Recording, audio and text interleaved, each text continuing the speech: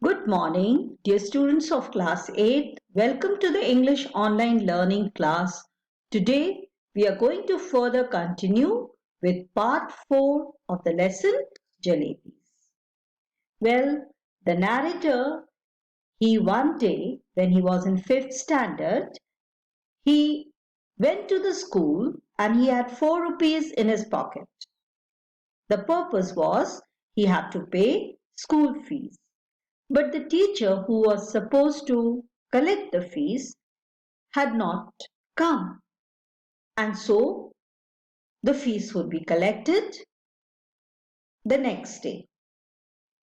Now the whole day the money was in his pocket, and when the school was over and he was returning home, suddenly a very strange thing happened.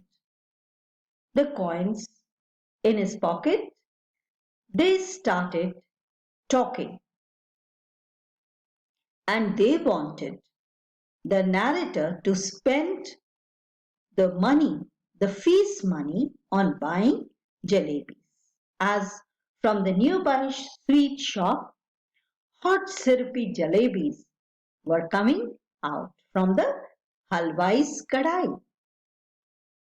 Now, the narrator said that he was a good boy. He will not listen to their suggestion. Now, finally, the coins made more noise, so he had to tighten them with his fist. But when he loosened his fist, one of the oldest coins said that we are suggesting you something and you are only strangling us. You are punishing us for nothing. There is a suggestion that you can buy jalebis from the school money, the school fees, and the next day you will get your scholarship money, and with the scholarship money you can pay the school fees.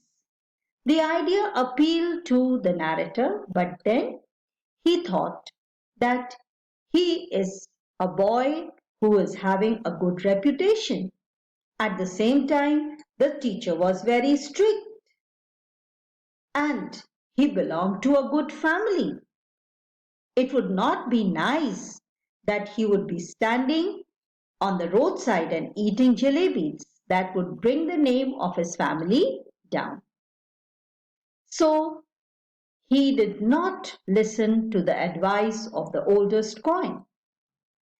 Finally, when he reached home, again the coin started making noise. He rushed out immediately to the sweet shop and he bought 1 rupee of jalebis. Those days, jalebis were very cheap. There were old times. One could get lot of things by spending little money. So he got many jalebis from 1 rupee and he started eating. But then he saw the tanga coming in which his Chachaji was coming. So he decided to quickly slip to the nearby gully lane and he started eating jalebis hiding from the eyes of his Chachajan. Soon his stomach was full. Now he decided to distribute the jalebis. As he did so, lot of boys started surrounding him and he felt very important, like a leader distributing free rice ration on special occasions. Even the beggars started surrounding him. So he decided to buy jalebis from 1 rupee. But then, as more and more crowd started surrounding him, he spent all the 4 rupees on buying jalebis and distributing. He felt very happy. When he returned home, he did not try to show anyone that he had eaten jalebis. Even at the time of dinner, he decided to keep quiet even though His stomach was full. But then, if he tried to tell anyone that he was ill, then doctor would be called, and the doctor, by feeling his pulse, would say immediately that he had eaten jalebis. So it was best to be quiet. So now let us continue further. The result was that all night I lay, coiled up like a jalebi, suffering a stomach ache.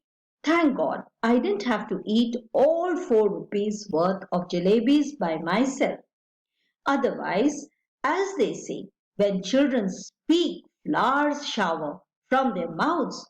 But I would be the first child in the world with whose every word a crisp fried jalebi would come out. Children don't have stomachs, they have digestion machines. My machine too kept working right through the night. In the morning, just like any other day, I washed my face and, like a virtuous student with chalk and slate in hand, I headed for school. I knew I would get the previous month's scholarship that day, and once I'd paid the fees with that amount, the jalebis would be completely digested. So he had trouble in the night, and he felt as if from his mouth jalebis would come out. But then children have a very good digestion system. By morning, he was perfectly feeling all right and he got ready for school. There was positive hope that in the school he would be getting the scholarship money, and with that money, he is going to pay the fees, and then the jalebis would be digested. But when I got to school, I found that the scholarship was going to be paid the following month. So he was informed that scholarship money would be paid the following month, that is, the next month. My head started to spin. I felt as if I was standing on my head. I could not get onto my feet again if I tried. Master Ghulam Mohammed announced that the fees would be taken during recess. When the recess bell rang, I tucked my bag under my arm and left the school and simply followed my nose, walking on and on. If no mountain or ocean blocked my path, I would have kept going till the earth ended and the sky began. And once I got there, I would say to Allah Miah, just this once, save me. Order a farishta to pass by and drop just 4 rupees in my pocket. I promise I will use them only to pay my fees, not to eat jalebis. So this was a big problem as he was going to be paid the scholarship money the next month. Now, how to pay his fees? And even the teacher announced that the fees would be collected during recess time. Now, there was no option for the narrator left but to just leave school quietly. And he kept on walking and walking and walking. Probably he would have walked till the end of the earth. And he was praying to God that send some angel of yours, some farishta of yours. I am not demanding more money.